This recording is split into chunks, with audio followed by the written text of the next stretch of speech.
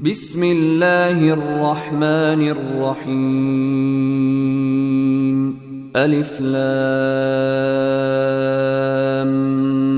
ميم ذلك الكتاب لا ريب فيه هدى للمتقين الذين يؤمنون بالغيب ويقيمون الصلاة ومما رزقناهم ينفقون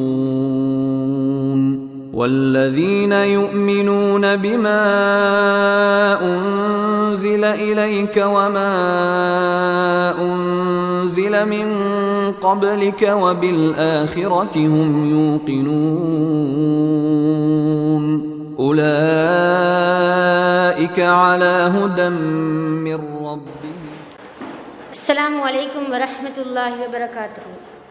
إن الحمد لله نحمده ونستعينه ونستغفره ونعوذ بالله من شرور أنفسنا وسيئات أعمالنا من يهدي الله فلا مضل له ومن يضلل فلا هادي له وأشهد أن لا إله إلا الله وأشهد أن محمدا رسول الله. إن أصدق حديث كتاب الله وأحسن الهدي هدي محمد صلى الله عليه وسلم وشر الأمور محدثاتها وكل محدثة بدعة وكل ضلالة في النار.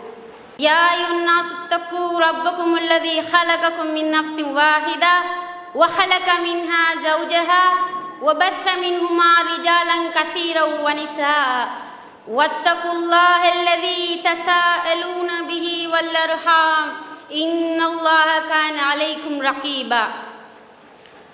பெண்களாகி இருக்கக்கூடிய நாங்கள் அனைவரும் இன்று ஒரு நல்ல நோக்கத்துக்காக ஒன்று கூடியுள்ளோம். அல்ஹம்துலில்லாஹ்.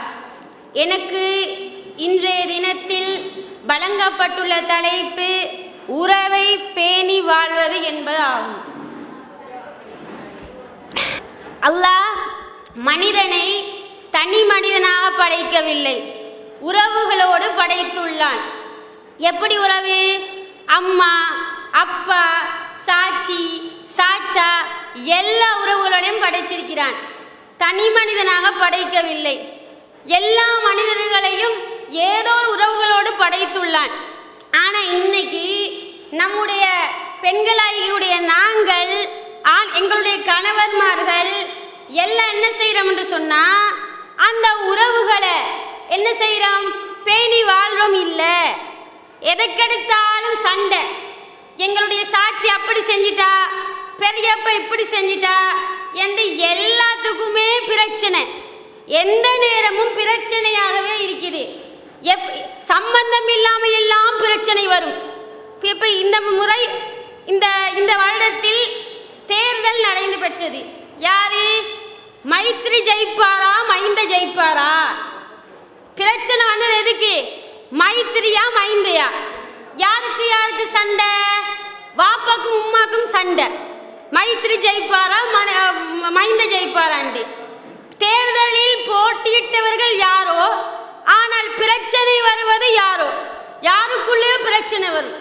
கடைசியில் என்ன நடக்கும்? என்னுடைய பேச்சையே நீ கேட்காமல் இருக்கிறாயா என்று சொல்லி கணவன் மனைவிக்குள் பிரச்சனை.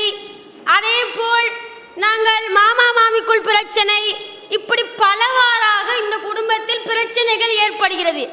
பிரச்சனைகள் ஏற்பட்டு அவன் தனி மனிதனாக வாழத் தொடங்குகிறான். உறவே வேணாம், எனக்கு மாமா வேணாம், தாய் தந்தை வேணாம் என்று சொல்லி தனி மனிதனாக வாழக்கூடியதை பார்க்கிறோம். இந்த உறவுடைய அருமை விளங்கி இருந்தால் பிரச்சனை பண்ணுவானா? மாட்டான். இந்த உறவு என்று சொன்னால் யாரு? உம்மா, வாப்பா, தம்பி, தங்கச்சி இவங்க எல்லாத்துடைய அருமை விளங்கி இருந்தால் பிரச்சனை பண்ணுவானா? இல்லை. யாருக்கு உறவுடைய பெருமதி விளங்கும் என்று சொன்னா, எவனுக்கு தாய் தந்தை இல்லையோ அவனுக்குத்தான் உறவின் அருமை விளங்கும். எவனுக்கு மாமா மாமி இல்லையோ அவனுக்குத்தான் உறவின் அருமை விளங்கும். எவனுக்கு பெரியப்பா சித்தப்பா இல்லையோ அவனுக்குத்தான் உறவின் அருமை விளங்கும். எனக்கு ஒரு மாமா இருந்தா நல்லவே என்று நினைப்பான். எப்ப நினைப்பான்? தனக்கு என்று ஒரு கஷ்டம் வரும்போது, பண பிரச்சனை வரும்போது நினைப்பான், என்ன என்று நினைப்பான். அப்படி இருக்கிற நேரத்தில் உறவுகள் இல்லாத ஒருவனுக்குத்தான் அந்த உறவின் அருமை அவனுக்கு விளங்கும். இது என்னன்னு சொன்னா, எல்லா உறவுகளும் இருக்கிற நேரத்தில் பிரச்சனை, மாமாவோட பிரச்சனை, சாட்சியோட பிரச்சனை, எல்லா விதத்திலும் பிரச்சனையாக இருக்கிறது. இது எப்படி பிரச்சனை ஆரம்பிக்குதுன்னு சொன்னா, உறவுகளை பேணி வாழ்வதனுடைய தாற்பயம் விளங்காததினால்தான் பிரச்சனை. அப்ப இந்த பிரச்சனைகள் எல்லாத்துக்கும் முற்றுப்புள்ளி வைக்கும் முகமாக உறவை பேணி வாழ்தலும் இஸ்லாமிய வழிமுறையும் என்ற தலைப்பில் உங்கள் முன்னால் சிறிது உரையாற்ற வந்துள்ளேன். அல்ஹம்துலில்லாஹ். முதலாவதாக இந்த உறவுக்கு அல்லாஹ் சுப்ஹானஹு வ தஆலா எந்த அளவுக்கு முக்கியத்துவம் கொடுக்கிறான் என்று சொன்னால், என்ன சொல்றான்? ஒரு ஹதீஸுல் குதிசி என்றால் என்ன? அல்லாஹ்வே சொன்னதாக வரக்கூடிய செய்தி. அந்த செய்தியில் அல்லாஹ் என்ன சொல்றான்னு சொன்னா, அல்லாஹ் நான் தான் உங்கள் இறைவன், வானர் ரஹ்மான் நான் உங்கள் இரக்கமானவன், இந்த உலகத்துக்கே இரக்கத்துக்கு சொந்தக்காரன் நான் தான். அப்ப அல்லாஹ் நான் தான், ரஹ்மான் நான் தான் என்று சொல்லிட்டு அல்லாஹ் என்ன சொல்கிறான் தெரியுமா? ஹலக்துர் ரஹிம, உறவை நான் படைத்தேன். அல்லாஹ் என்ன சொல்றான்? உறவை படைத்தான், இரக்கத்தை படைச்சான், பாசத்தை படைத்தான், இந்த உறவை படைத்தேன் என்று அல்லாஹ் சொல்றான். சொல்லிட்டு சொல்றான், ஷகக்துலஹா மின் இஸ்மி, என்னுடைய பெயர் ரஹ்மான், இந்த ரஹ்மானிலிருந்து பாசம், அன்பு, நேசம் எல்லாத்துக்கும் பெயர் வைத்தேன் என்று அல்லாஹ் சொல்றான். அப்ப பாருங்க, எந்த இபாதத், நீங்க இபாதத்துகளை எடுத்துக்கொள்ளுங்க, நோன்பை எடுத்துக்கொள்ளுங்க, தொழுகை எடுத்துக்கொள்ளுங்க, இன்னும் பிற வணக்க வழிபாடுகளை எடுத்துக்கொள்ளுங்க, எல்லாத்துக்கும் அதுக்கென்று ஒரு குறிப்பிட்ட பெயர் இருக்குது. ஆனால் நாங்கள் மனிதர்களோடு கொள்ளக்கூடிய நேசம், நாங்கள் இன்னொருத்தருடன் கொள்ளக்கூடிய பாசம், இந்த பாசத்துக்கு அல்லாஹ் சுப்ஹானஹு வ தஆலா தன்னுடைய பெயரை வைத்துள்ளான். என்ன பெயர்? ரஹீம். ரஹ்மான் என்றதிலிருந்து வரக்கூடிய ரஹீம் என்ற ஒரு பெயரை உறவு என்ற என்ன, நாங்கள் எங்களுடைய சொந்த பந்தங்களோடு வைக்கக்கூடிய பாசத்துக்கு பெயர் வைத்துள்ளான். அப்ப அல்லாஹ் சுப்ஹானஹு வ தஆலா அந்த அளவுக்கு முக்கியத்துவம் அளித்துள்ளான். அதே போல இன்னும் நாங்க பார்த்தோம் என்று சொன்னா, அல்லாஹ் சுப்ஹானஹு வ தஆலா இன்னொரு செய்தியில சொல்றான். என்ன சொல்றான்? அர் ரஹீமு ஷிஜ்னா, அர் ரஹீமு ஷிஜ்னா. ஷிஜ்னா என்ன? கிளை. உறவு என்றால் ஒரு கிளை. உறவு என்று சொன்னால் கிளை என்று சொன்னா அல்லாஹ்வுடைய அன்பு, அந்த அன்புல ஒரு பகுதி தான் இந்த உறவு, பாசம். உதாரணத்துக்கு நாங்க பார்த்தோம் என்று சொன்னா, எத்தனையோ ஹதீஸ்கள்ல அல்லாஹ்வுடைய அன்பை பத்தி படிச்சிருப்போம். அந்த அன்புல ஒரு செய்தி என்னன்னு சொன்னா, அல்லாஹ் தன்னுடைய அன்பு 100 பகுதிகளாக இருக்குது. தன்னுடைய முழு அன்பையும் 100 பகுதிகளாக பிரித்து அதில் ஒரு பங்கை இந்த பூமியில் அல்லாஹ் பரவ செய்தான். எப்படி பரவ செய்தான்? இன்னைக்கு நாம பார்க்கிறோம். எங்களுடைய தாய் எங்களோட இரக்கம், எங்களுடைய தந்தை எங்களுடைய இரக்கம், எங்களுடைய பிள்ளை எங்களுடைய இரக்கம். நாங்களும் அப்படிதான். நாங்கள் மட்டுமா? ஏனைய பிராணிகள், மிருகங்கள், இது எல்லாமே ஒன்றோடு ஒன்று பாசம், ஒன்றோடு ஒன்று இரக்கத்தை கொள்ளக்கூடியதா இருக்குது. இதுக்கு காரணம் என்ன? வீட்டுல உமாக்கு சோம் இல்லைன்னா எங்களுக்கு கவலை வருது, கணவனுக்கு சுகம் இல்லைன்னா எங்களுக்கு கவலை வருது, மனைவிக்கு சுகம் இல்லை என்றால் எங்களுக்கு கவலை வருது. இந்த கவலைக்கு இதே நான் கவலைப்படுற நாங்க ரோட்டில் ஒருத்தருக்கு சுகம் இல்லை, இல்லாட்டி அடுத்த வீட்டாள்களுக்கு சுகம் இல்லை, நாங்க எங்களுடைய கணவனுக்கு கவலைப்படுவது போல், எங்களுடைய தாய்க்கு கவலைப்படுவது போல் நாங்க கவலைப்படுவோமா? இல்லை. ஏன் இல்லை? அதுதான் உறவு.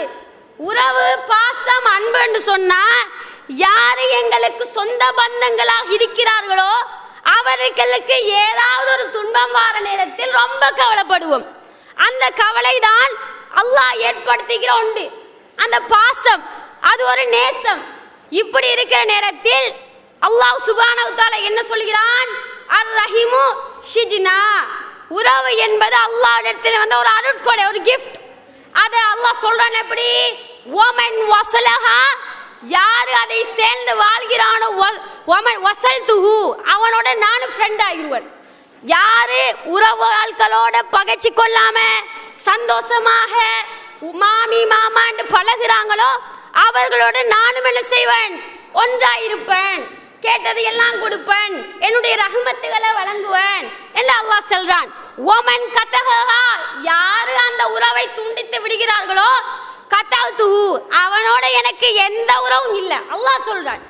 அப்ப நீங்க பார்த்துக்கோங்க, உங்களுக்கு யார் யார் எல்லாம் உறவினர்கள் என்று இருக்கிறார்களோ அவர்களோட நீங்கள் எப்படி நடந்து கொள்வீர்கள் என்று சொல்லி நாங்கள் யோசித்து பார்க்க வேண்டும்.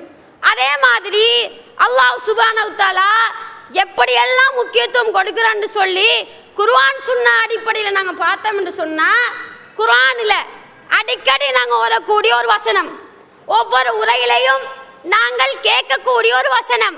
என்ன வசனம்? யா அய்யுன்னாசு தகு ரப்பகுமுல்லதி ஹலககும் மின் நஃப்ஸின் வாஹிதா என்ற ஆரம்பிக்கக்கூடிய ஒரு வசனம். அதுல அல்லாஹ் என்ன சொல்றான்? வத்தகுல்லாஹல்லதி தஸாலூன பிஹி வல் அர்ஹாம். அல்லாஹ், அதாவது யாரிடத்தில் நீங்கள் கேட்கிறீர்களோ அவனுக்கு நீங்க பயப்படுங்க. யார்கிட்ட நாங்க துவா கேட்போம்? அல்லாஹ் இடத்துல. ஒரு கஷ்டம் என்று வார நேரத்தில் யாரிடத்தில் நாங்க துவா கேட்போம்? அல்லாஹ்விடத்தில். ஆனா அல்லாஹ்வுக்கு நாங்கள் பயப்படுங்கள் என்று சொல்ற அதே நேரத்தில் வல் அர்ஹாம், உறவுக்கும் பயப்படுங்கள் என்று அல்லாஹ் கூறுகிறான். அவ பாருங்க, அல்லாஹ்வுடைய காரியத்தில் நாங்கள் தவறிவிட்டால் அல்லாஹ் எங்களை எப்படி தண்டிப்பானோ அதே போல் உறவுடைய விடயத்திலும், உறவுடைய விஷயத்தில் முறித்து வாழ்ந்தால் அல்லாஹ் எங்களை தண்டிப்பான். அதை நாங்கள் முதலாவது புரிந்து கொள்ள வேண்டும். அப்ப அல்லாஹ் சுப்ஹானஹு வ தஆலா எந்த அளவுக்கு உறவின் முக்கியத்துவத்தை கொடுத்துள்ளான் என்பதை நீங்கள் பார்க்க வேண்டும். அல்லாஹ்க்கு பயப்படுங்க என்றான். அல்லாஹ்வுடைய கட்டளையில் குறை வைத்தால் தண்டனை நரகம். அதே போல்தான் ஹதீஸில் பின்னால நாங்கள் பார்ப்போம், உறவை துண்டித்து வாழ்ந்தால் என்ன என்னெல்லாம் நடக்கும் என்று நாங்கள் பார்ப்போம். அல்லாஹ்வுடைய கட்டளைக்கு நாங்கள் மாற்றம் செய்தால் எப்படி நரகமோ, உறவை துண்டித்து வாழ்ந்தாலும் நரகம். அதனால் உறவை பேணுகின்ற விஷயத்தில் நாங்கள் எல்லாம் என்ன செய்யணும்? ஒன்னாயிக்கணும். அதாவது உறவுகளோட சரிமுசமமாக சலாம் சொல்லி பேசி பழகி, யார் எல்லாம் எங்களுக்கு உறவை முறித்து இருக்கிறாங்களோ, யாரோடு எல்லாம் எங்களுக்கு உறவுகளை தொடர்பே இல்லாமல் இருக்குதோ அவங்களோட என்ன செய்யணும்? உறவை நாங்கள் புதுப்பித்துக் கொள்ள வேண்டும். நிறைய பேருக்கு பெரியப்பா மாமா சாச்சா என்று யாருன்னு கூட தெரியாம இருக்கும். அப்ப அவங்கள என்ன செய்யணும்? யார் யாரு தன்னுடைய சாச்சா, யார் யாரு தன்னுடைய மாமா என்று அறிந்து கொண்டு அவர்களுடன் என்ன செய்யணும்? உறவுகளை புதுப்பித்து வாழ வேண்டும். அதே மாதிரி இந்த உறவு என்று சொல்ல இந்த ரஹீம் என்ற உறவு எந்த அளவுக்கு முக்கியத்துவம் என்று சொன்னா, அல்லாஹ்வுடைய தூதர் ஸல்லல்லாஹு அலைஹி வஸல்லம் அவர்கள் முதலாவது பிரச்சாரம் என்ன? காஃபிர்கள் எதிர்க்கிறாங்க, இஸ்லாத்தை சொல்லுறாங்க, எல்லா எதிர்ப்பு அட்டாக். நபிகள் நாயகம் ஸல்லல்லாஹு அலைஹி வஸல்லம் மாத்திரமா எதிர்க்கப்பட்டார்கள், சஹாபாக்கள் எல்லாருமே எதிர்க்கப்படுகிறார்கள். இந்த நேரத்தில் என்ன செய்யப்படுகிறதுன்னு சொன்னா, எந்த கொள்கைக்கு எதிர்க்கப்பட்டாங்கன்னு பாருங்க. அல்லாஹ் ஒருவன், நீங்க அவனை மட்டும் தான் வணங்கணும் என்ற ஒரு கொள்கைக்கு எதிர்க்கப்பட்டாங்க. இதுக்கு மட்டும் எதிர்க்கப்படல, முதலாவது பிரச்சாரமே அல்லாஹ் ஒருவன், அவனுக்கு யாரையும் இணையாக்க வேண்டாம் என்று சொன்னதுடன் நீங்கள் உறவுகளையும் சேர்த்து வாழுங்கள் என்று அல்லாஹ் முஹம்மது நபி அவர்களுக்கு சொல்லுமாறு கட்டளையிடுகிறான். அப்ப இங்க பார்த்தோம்னு சொன்னா, உறவுக்கு அல்லாஹ் எந்த அளவுக்கு முக்கியத்துவம் கொடுத்துக்கிறான்னு பாருங்க. அதாவது முதலாவது பிரச்சாரம், இந்த முதலாவது பிரச்சார நேரத்தில் என்ன செய்யப்படுகிறது என்று சொன்னால், ரசூல் ஸல்லல்லாஹு அலைஹி வஸல்லம் அவர்களுடைய பயானின் ரிசல்ட், அதனுடைய பயான் விளைவு என்னன்னு சொன்னா, ஹிருக்கல் மன்னன் ரோம் என்ற ஒரு பிரதேசத்தை ஆட்சி செய்து கொண்டிருந்தார். இந்த ஹிருக்கல் மன்னன் சிரியாவுக்கு வேலைக்கு சென்ற அபூ சுஃபியான் என்ற ஒருத்தர், அபூ சுஃபியான் என்றவர் பிற்காலத்தில் இஸ்லாத்து வருகிறார். ஆரம்ப காலகட்டமாக இந்த அபூ சுஃபியான் சிரியாக்கு வியாபாரத்துக்கு போயிருக்கிறாங்க. இன்னைக்கு மக்கள் எப்படி வெளிநாட்டுக்கு போவாங்களோ, பிசினஸுக்கு போவாங்களோ, அதே போல சிரியாவுக்கு என்ன செய்யறாங்க, வியாபாரத்துக்கு போய் கொண்டிருக்கிறாங்க. போற நேரத்தில் ஹிருக்கல் மன்னன் என்ன சொல்றான்னு சொன்னா, ஹிருக்கல் கேட்கிறாரு, கைஃப நசபுக்கும், உங்களிடத்திலே முகம்மது வந்திருக்கிறாரா இல்லையா, இந்த முகம்மது எந்த குலத்தை சேர்ந்தவர், நிறைய கேள்வி கேட்கிறாரு.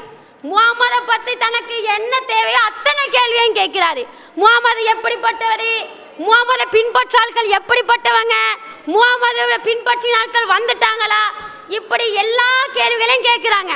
அப்ப அபூ சுஃபியான் என்ன பதில் சொல்றாரு, முகம்மது நல்ல மனிதர், நல்ல குடும்பத்தில் இருந்து வந்தவர், அவரை பின்பற்ற மக்கள் இருக்கிறாங்களா இல்லையா, நீங்க அவர் கேட்டுக்கிறார் என்ன, முகம்மதை பின்பற்றினால்கள் பெரிய பெரிய பாட்டியா இல்லாட்டி சாதாரண சின்னவங்களா, ஒண்ணுக்குமே இல்லாத ஆட்களா. அப்ப அபூ சுஃபியான் என்ன சொல்றாரு, அவங்களை பின்பற்றினவங்க இருக்கிறாங்க, அவர்கள் எல்லாரும் பலவீனர்கள் தான். பலவீனர்கள் என்ன, எந்த அளவுக்கும் வசதி வாய்ப்புகள் இல்லை, அதாவது சமுதாயத்தில் இன்னைக்கு காசு பணம் இல்லாம இருக்கிறவங்களை எப்படி நாங்க புறக்கணிச்சிருக்கிறோமோ, எப்படி நாங்க அவங்கள மதிக்காம இருக்கிறோமோ, அப்படிப்பட்ட ஆட்கள். அப்ப அப்படிப்பட்ட ஆட்கள் தான் அல்லாஹ்வுடைய தூதருடைய சத்திய மார்க்கத்தை பின்பற்றி வாழ்கிறார்கள் அப்படி என்று சொல்லி இந்த அபூ சுஃபியான் சொல்றாரு. அதுக்கு அப்புறம் சொல்றாரு, மாதா யமுரு, அவர் உங்களுக்கு என்ன ஏவுறாரு.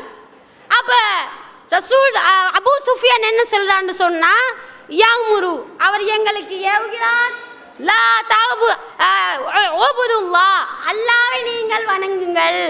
அவர் என்ன ஏவுறாரு, அல்லாஹ்வுடைய தூதர் முதலாவது பிரச்சாரத்தில் என்ன சொல்லுறார், அல்லாஹ்வை வணங்குங்க, ஏகத்துவத்தை தான் சொல்றாங்க.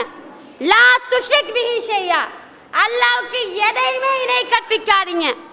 அந்த காலத்தில் குட்டி குட்டி தெய்வங்களை வணங்கி கொண்டிருந்தது நாங்கள் அறிய முடியும். அதாவது இன்னைக்கு எங்கட மக்கள் என்ன செய்யறாங்க, முஸ்லிம்கள் எப்படி அல்லாஹ்விடத்தில் உதவி தேடிக்கொண்டு அவுலியாக்களிடம் போய் எங்களுக்கு அது தாங்க இது தாங்க என்று சொல்லி துஆ கேட்கிறார்களோ, அதே போல்தான் அன்னைக்கும் இருந்துச்சு. காஃபிர்கள் என்ன செய்யறாங்க, அல்லாஹ்விடத்தில் துஆ கேட்கிறாங்க, அதே மாதிரி குட்டி குட்டி தெய்வங்கள்ட்ட துஆ கேட்கிறாங்க. அப்ப இந்த மாதிரி இருக்கிற நேரத்தில் எப்படி ரசூலுல்லாஹ்வுடைய கொள்கை இருந்துச்சு, லா துஷ்ரிக் என்று அல்லாஹ் சொல்றான், அல்லாஹ்வுக்கு எதையுமே இணை கற்பிக்காதீங்க. வதுகீம ஸலாத், தொழுகை நிலைநாட்டுங்க. வதுத்திய ஜகாத், ஜகாத்தை கொடுத்து வாங்க சொல்லிட்டு அல்லாஹ் சொல்றான். ரசூலுல்லாஹ் சொல்றாங்க, வதசிலு ரஹீம், உறவை பேணி வாழுங்கள். என்ன ஏவுறாரு, முதலாவது பிரச்சாரம் என்ன ஏவுறாரு, அல்லாஹ்வுக்கு எதையும் இணை வைக்க வேண்டாம், தொழுகை நிலைநாட்டுங்கள், ஜகாத்தை கொடுத்து வாருங்கள், உறவை பேணி வாழுங்கள் என்று அல்லாஹ் சுப்ஹானஹு தஆலா முஹம்மதின் மூலமாக சொல்ல வைக்கிறார். அப்ப பாருங்க, ரசூலுல்லாஹ்வுடைய ஆரம்ப பிரச்சாரத்திலே உறவை பேணி வாழுங்கள் என்று சொல்லப்பட்டிருக்கிறது என்றால், உறவை எந்த அளவுக்கு நாங்கள் கண்ணியப்படுத்தணும், எந்த அளவுக்கு கண்ணியப்படுத்தணும். எங்கள தாய் தந்தை உம்மா வாப்பா இவங்க எல்லாத்தோடையும் சரியா நாங்க பழகுறோமா, இல்ல. உம்மா ஏதாவது கேள்வி கேட்டு அங்கால திரும்புவோம், வாப்பா ஏதாவது செஞ்சு கேட்டு அங்கால போவோம். இப்படி உம்மா வாப்பாவை கண்ணியப்படுத்தாம, மாமா மாமி இவங்களை கண்ணியப்படுத்தாம கல்யாணம் முடிச்சிருப்பீங்க. கல்யாணம் முடிச்சிருக்கிற நாங்கள் ஆகிக்கிறோம், பெண்கள் ஆகிக்கிற நாங்கள் என்ன செய்வோம், அடிக்கடி மாமா மாமி பிரச்சனை எல்லாம் வரும். மாமி வந்தா இவட மூஞ்சி அப்படியே சுருங்கிடும். அப்ப இந்த மாதிரி எல்லாம் இருக்குது. இதெல்லாம் ஏன் வருது, உறவுடைய தாத்பரியம் விளங்கல்ல. உறவுக்கு என்ன முக்கியத்துவம் கொடுக்கிறது எல்லாம் எங்களுக்கு தெரியாது. அந்த காரணத்தினால்தான் மாமி வந்தா மூஞ்சாங்கல போகும், மாப்பிள்ளையோட சண்டை, என்னத்துக்கு உங்களோட உமா வர, எனக்கு என்ன உங்களைய பார்க்கவா என்னைய பார்க்கவா இல்ல, இப்படி எல்லா பிரச்சனை.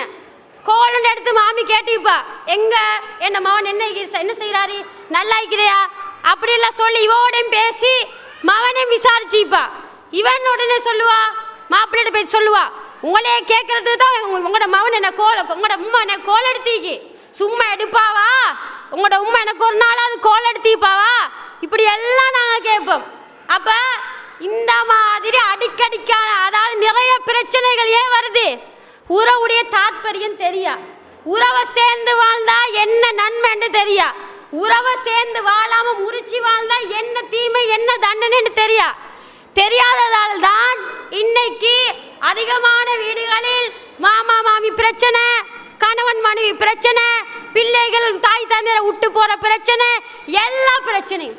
இன்றைக்கு பாருங்க, எங்களுடைய முஸ்லிம் சமுதாயத்தில் இன்னைக்கு ஸ்ரீலங்கால அதிகமான தாய் தந்தையர்கள் என்ன செய்யறாங்க, முதியோர் உள்ளத்தில் விடப்படுகிறார்கள். ஏன் விடப்படுறாங்க, அம்மா வாப்பாட பாசம் தெரியா, உம்மா வாப்பாவை கண்ணியப்படுத்தணும்னு தெரியா, இவ்வளோ காலமா உம்மா வாப்பான்னு சொல்லி மடியில கொஞ்சம் குழாவி வாழ்ந்த நாங்க திருமணம் என்று ஒன்று வந்து விட்டால் ஏண்ட மாப்பிள்ளை ஏண்ட புள்ள, ஏண்ட மாப்பிள்ளை ஏண்ட புள்ள, எல்லாத்துல வேலையும் வைத்தான். எங்கேயாவது சாப்பாடு கிடைச்சா இந்த சாப்பாடு என் கணவனுக்கு வைப்போம், வாய்க்கு நிறைய ருசிக்கு திம்பாரு, உம்மா அங்க மூளையில வைப்பா, வாப்பா அங்க மூளையில வைப்பாரு, இதெல்லாம் கணக்குக்கு வாரதே இல்லை. சாப்பாடு ஒன்று கண்டோடனே ஏண்ட மாப்பிள்ளைக்கு ஏண்ட புள்ளைக்கும். இதுதான் எங்களுடைய பெண்களின் நிலையாக காணப்படுது. இது எல்லாம் உறவை பேணுகின்ற ஒரு அர்த்தத்தில் வந்துருமா, வராது. அதே மாதிரி நாங்கள் இந்த இருக்கல் மண்ணுடைய சம்பவத்தை நாங்கள் பார்த்தோம் என்று சொன்னா என்ன சொல்லப்படுறாரு, அபூ சுஃபியான் சொல்றாங்க, இன்கான தகூலு ஹக்கன், நீ சொல்றது மாத்திரம் உண்மை என்று சொன்னால், எப்படி சொல்லப்படுது, நீ சொல்றது மாத்திரம் உண்மை என்று சொல்லப்படும் என்று சொன்னால், நான் செய்கின்ற இந்த ஆட்சி பீடம், நான் ஒரு மன்னன், நான் இந்த நாட்டை ஆட்சி செய்கிறேன், இந்த இடத்தை அவர் ஆட்சி செய்வார். எந்த இடத்தை என்ன செய்வாரு, அவர் ஆட்சி செய்வார். யாரு, முகம்மது. சொல்லிட்டு சொல்றாங்க, நீங்க எல்லாம் இந்த மார்க்கத்தை பின்பற்றல, இப்படிப்பட்ட ஒரு நல்ல தூய்மையான ஒரு கொள்கையை ஏவுறாரு, இந்த கொள்கையை போய் நீங்க நிராகரிக்கிறீங்களே, நான் மட்டும் அவருடைய பக்கத்தில் இருந்திருந்தால், நான் மட்டும் அவர்கிட்ட இருந்திருந்தேன்னு சொன்னா அவருடைய கால்களை கழுவி விட்டிருப்பேன். யாரு சொல்றா, ரசூல் ஸல்லல்லாஹு அலைஹி வஸல்லத்தின் கால்களை கழுவி விடுறதுக்கு எந்த எண்ணம் வரக்கூடிய அளவுக்கு முஹம்மதுடைய கொள்கை இருந்தது. என்ன கொள்கை, ஏகத்துவ கொள்கை. தொழுகை தொழுங்கன்றது, நோம்பு பிடிங்க, ஜகாத்தை செய்யுங்க, வத்தஸிலுர் ரஹீம், உறவை பேணி வாழுங்கள். இந்த கொள்கை தான் இருக்கல் மன்னன் முகம்மதுடைய கால்களை கழுவுவதற்கு ஆசைப்படுற அளவுக்கு இருந்தது தான் இந்த கொள்கை, இந்த தூய்மையான ஏகத்துவ கொள்கை. அதே மாதிரி நாங்கள் இன்னொரு செய்தியில் நாங்கள் பார்க்கலாம் என்னன்னு சொன்னால், அதாவது இந்த உறவை பேணி வாழ்றதால என்ன நன்மைன்னு சொல்லி பார்த்தோம்டா, ஹதீஸில் வருது, நீங்கள் இப்போ ஒரு மனிதனுக்கு 60 வயசு அல்லாஹ் தந்திருப்பான், 80 வயசு அல்லாஹ் தந்திருப்பான். ஆனால் உங்களுடைய ஆயுள் நீடிக்க வேணும் என்று சொன்னா கால வாழணும்னு ஆசைப்படுறீங்க, என்ன செய்ய, ஏதாவது உலகத்தில் மருந்து மாத்திரை கண்டுபிடிச்சிக்கிறாங்களா, இல்லை. அப்போ மருந்து மாத்திரை இல்லாமல் இந்த உலகத்தில் உங்களுடைய ஆயுட்காலம், நீங்கள் வாழ்கிற வயசு, இதை நீங்கள் நீட்டணுமா, என்ன செய்யுங்க, நீங்கள் உறவை பேணி வாழுங்க என்று ரசூல் ஸல்லல்லாஹு அலைஹி வஸல்லம் சொல்றாங்க. மன் அஹப்ப அய்யுபஸத லஹு ஃபீ ரிஸ்கி, யாருடைய வாழ்வாதாரம், ரிஸ்க் என்ன, உங்களுக்கு சல்லி பணம் தேவை, வீட்டில் சந்தோஷம், நிம்மதியான வாழ்க்கை, ஒரு நல்ல ஒரு வீடு, ஒரு நல்ல ஒரு வாகனம், இப்படி யாருக்காவது தேவைன்னு சொன்னா அவங்க என்ன செய்யுங்க, உறவுகளை பேணி வாழுங்கன்னு ரசூல் ஸல்லல்லாஹு அலைஹி வஸல்லம் சொல்றாங்க. இது எல்லாம் இன்னைக்கு என்ன செய்யறாங்க, நிறைய பேர் அமைச்சர்மாருக்கு ஓட் போடுறாங்க, என்னத்துக்கு, தனக்கு ஒரு வீடு கிடைக்கணுமா, அப்படியெல்லாம் நினைச்சு என்ன செய்யறாங்க, வீடு கிடைக்கும், ஏதாவது ஒரு கடை துண்டு தருவாங்க, ஏதாவது எங்களுக்கு ஒரு உதவி தருவாங்க என்று சொல்லி எல்லாரும் நம்பி என்ன செய்வோம், மினிஸ்டர் பின்னால போய்த்து கொள்வோம். ஆனா இவன்ட பின்னுக்கால போறது என்ன, அல்லாஹ் உங்களுக்கு கேட்டால் தருவான். அல்லாஹ்விடத்தில் நீங்கள் கேட்ட நம்பிக்கையோட கேளுங்க, அல்லாஹ் உங்களுக்கு தருவான். அப்படிப்பட்டவன் தான் எங்களுடைய ரப்பு. அவன் என்ன சொல்றான்? அவனுடைய பார்வையில் இந்த உறவை பேணி வாழ்ந்தது என்று சொன்னா உங்களுக்கு ஆயுள் கூடும். அய்யுபுசதலஹு ஃபீ ரிஸ்கி, யாரு தன்னுடைய ரிஸ்கில் பரக்கத்து வேணும்னு நினைக்கிறார்களோ, வயின்சலஹு ஃபீ அஸரி, யாருடைய ஆயுட்காலம் மிக நீண்டதாக வாழ வேணும்னு நினைக்கிறாங்களோ அவங்க தன்னுடைய உறவை பேணி வாழட்டும் என்று அல்லாஹ் ரசூலுல்லாஹ் சொல்றாங்க. பாருங்க, இந்த உலகத்துல மிஞ்சி மிஞ்சி போன ஒரு ஆசைக்கும் எங்களுக்கு சொல்லுவோம். சாதாரணமாக கல்யாணம் முடிச்சோடனே யோசிப்போம், ஒரு ஊடி தான் நல்லமே, கூலிக்கு எத்தனைன்னு தான் இருக்கிறேன், ஒரு வாகனம் தான் நல்லமே, எப்பன்னு தான் நாங்கள் கூலி ஆட்டால போகிறேன். எங்களுக்கு ஒரு சாதாரணமாக இதைத்தானே நாங்கள் நினைப்போம். இதெல்லாம் கிடைச்ச முடியும் என்ன நினைப்போம், இதை அனுபவிக்கிறதுக்கு காலம் ஆயுட்காலம் இருந்தால் நல்லமே அப்படின்னு நாங்கள் யோசிப்போம். இது எல்லாமே எல்லாத்துக்கும் கிடைக்காது. யாருக்கு உறவை பேணுறதுக்கு ஒரு ஆசை இருக்குதோ, உறவை யாரு பேணி வாழ்றானோ அவனுக்கு தான் கிடைக்கும். அது அல்லாஹ் எங்களுக்கு தர ரஹ்மத்து. அதனால தான் முன்னாடி நாங்க பார்த்தோம், அர் ரஹீம் ஷிஜ்னா, உறவு என்றது அல்லாஹ்வுடைய ஒரு அருட்கொடை, அல்லாஹ் இடத்துல வரக்கூடிய ஒரு அன்பு. அந்த அன்பு எங்களுக்கு கிடைக்கக்கூடிய ரஹ்மத்து. உங்களுக்கு வாழ்வாதாரம், உங்களுக்கு வாழ்வாதாரம் ரிஸ்க், வீடு வாசல் சொந்தம் தோட்டம் துறவு எல்லாம் ஆசை வைக்குமா இல்லையா? பெண்கள் ஆயிக்கிறனாங்க எக்ஸ்ட்ரா ஆசை வைக்கும், என்ன நகை, இது எல்லாம் எங்களுக்கு ஆசை எல்லாம் இருக்கும். அதான் இந்த எல்லாமே உங்களுக்கு தேவைன்னு சொன்னால் யார்ட்டையும் எது கெஞ்சி கேட்க தேவையில்லை. மாப்பிள்ளைட்டெல்லாம் சண்டை பிடிக்க தேவையில்லை. எனக்கு இத்தனை பவுன் வாங்கித்தாங்க, 10 வருஷம் முடிச்சிட்டோம், 10 வருஷத்துக்கு ஒரு வருஷம் 10 வருஷத்தை கணக்கு பார்த்தா நீங்கள் 10 பவுன் வாங்கி தரணும். ஏன்னா 10 பவுனை வாங்கி தந்தீங்க, ஒரு மஞ்சடியே வாங்கி தந்தில்ல, இதில் நீங்கள் 10 பவுன். இப்படி எல்லாம் நாங்கள் சொல்றதுக்கு தேவையில்லை. நீங்க உங்களுடைய இறைவன், உங்களை படைத்தவன், உங்கள் கணவன் தாய் தந்தை எல்லாத்தை விட அன்பு கொண்டவன், அவனிடத்தில் கேளுங்க, அல்லாஹ் உங்களுக்கு தருவான். அந்த நம்பிக்கை எங்களுக்கு இருக்க வேண்டும். அப்ப இந்த உறவை பேணி வாழ்ந்தால் எல்லா ரிஸ்க்கும் கிடைக்கும். வேன் வேணுமா, கார் வேணுமா, பஸ் வேணுமா, எல்லாம் அல்லாட்ட கேளுங்க, அல்லாவே தாரன்னு சொல்றான். அப்ப இந்த உறவை பேணி வாழ்ந்தால் எங்களுடைய ஆயுள் நீடிக்கும், அதே நேரத்தில் ரிஸ்க்கும் எங்களுக்கு கூடும். அதே மாதிரி இன்னும் நாங்கள் பார்த்தோம் என்று சொன்னால், இந்த உறவு என்று சொல்ற நேரத்தில் சொர்க்கம் கிடைக்கும், உறவை பேணி வாழ்ந்தால் சொர்க்கம் கிடைக்கும் என்ற ஒரு செய்தியும் எங்களுக்கு பதிவாகி இருக்கிறது. ஹதீஸில் பார்க்குற நேரத்தில் ஒரு மனிதர் வந்து கேட்கிறாரு, யா ரசூலல்லாஹ், அல்லாஹ்வின் தூதரே, அக்பிர்னி பிஅமலின் யுத்ஹிலுல் ஜன்னah, எனக்கு ஒரு அமலை சொல்லித்தாங்க, எனக்கு ஒரு அமலை சொல்லித்தாங்க, எதுக்கு? சொர்க்கம் போகிறதுக்கு. ரசூலுல்லாஹ் சொல்கிறாங்க, ரசூலுல்லாஹ்ங்கள்ட்ட இவ்வளோ காலமாக பயிற்சி பெற்று வந்து வந்து சஹாபாக்கெல்லாம் பயிற்சி பெறுறாங்க, சொர்க்கம் போகிறதுக்கண்டெல்லாம் ஆசை வச்சு படித்து கொண்டே இருக்கிறான் மிச்சங்காலமாக. இவர் திடீரென்று வந்து கேட்குறாரு, ஒரே ஒரு அமல் சொல்லுங்க, அதை நான் செஞ்ச உடனே பாஸ் ஆகிடணும். என்ன சொல்கிறாங்க? அதே தான் முதலாவது வகையில் என்ன சொல்கிறோம் அதை தான் சொல்கிறாங்க. லா துஷ்ரிக் பிஹி ஷையா, அல்லாஹ்வுக்கு எதை இணை கற்பிக்காதீங்க. ஒத்தகைம சலாத், தொழுகை பேணிவாங்க. நீங்கள் நிறைய பேரில் தொழுகையே இல்லை. 5 நேரம் சுபஹ் 5 நேரம் தொழுகையில் சுபஹ் தொழாமல் நல்லா படுப்போம். சுபஹ் தொழுகை என்பது எங்களுக்கு ஒரு ரஹ்மத்து. அதை நாங்கள் தொழுதோம்டா அல்லாஹ் என்ன செய்கிறான்? தன்னுடைய அடியான பொறுப்பேற்கிறான். எப்படி? அவனுடைய வாழ்க்கை அன்னைக்கு சந்தோஷமாயிக்கும். சுபஹ் தொழலன்னு வைங்க, எப்போ பார்த்தாலும் பிரச்சனை. பிரச்சனைக்கு காரணம் ஒன்றுமே இருக்காது, ஆனால் பிரச்சனை. மாப்பிள்ளை பொண்டாட்டிக்குள்ள பிரச்சனை வர்றதுக்கு காரணம் என்ன? தொழுகையாக மீக்கும். அதை நீங்கள் ஒவ்வொருவரும் விளங்கி கொள்ளணும். அப்போ தொழுகை என்பது சரியான முறையில் நிறைவேற்றப்பட வேண்டும். இன்னைக்கு அதிகமான பெண்கள் அதிகமான உறவுக்குள்ள ஏன் பிரச்சனை? மார்க்கம் இல்லை. மார்க்கம் இல்லாதால தான் பிரச்சனை. அதாவது அவங்களுக்குள்ள தொழுகை இருக்காது, தொழுகை இல்லாமல் நிம்மதி இருக்காது, இது எதுவுமே இல்லாமல் பிரச்சனை பிரச்சனைன்னு கொண்டே வாழ்க்கை போகும். ஆனால் இங்கு ரசூல் ஸல்லல்லாஹு அலைஹி வஸல்லம் அவர்கள் அந்த மனிதர்கிட்ட என்ன சொல்றாங்க? வத்கீம ஸலாத், தொழுகை பேணி வா உனக்கு சொர்க்கம். வதூதிய ஜகாத், ஜகாத்தை கொடுத்து வா உனக்கு சொர்க்கம். வதசிலு ரஹீம், நீ உறவை பேணி வா உனக்கு சொர்க்கம்.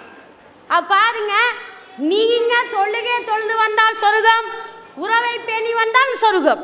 தொழுகைக்கு எப்படி முக்கியத்துவம் 5 நேரம் தொலாட்டி எங்கள் மனசு குறுகுறுக்கும். பாங்கு சொல்லிட்டு சுபவு தொல்லாட்டி மனசு குறுகுறுக்கும். தொழலேன்னு குறுகுறுக்கும். அதே போல்தான் அது தொழுகைக்கு எப்படி மனசு குறுகுறுத்து படப்படுத்து போகுமோ, உறவை பேணி வாழாத நேரத்தில் இவனோட சண்டை, சும்மா சண்டை பிடிச்சிட்டோம், ஏன் தெரியுமா சண்டை, இப்படி எல்லாம் யோசனை வரணும் எங்களுக்கு. பேசாமிக்கிறோமே, பள்ளியில் கண்ட மூஞ்சி அங்கிட்டு திருப்புவோம்.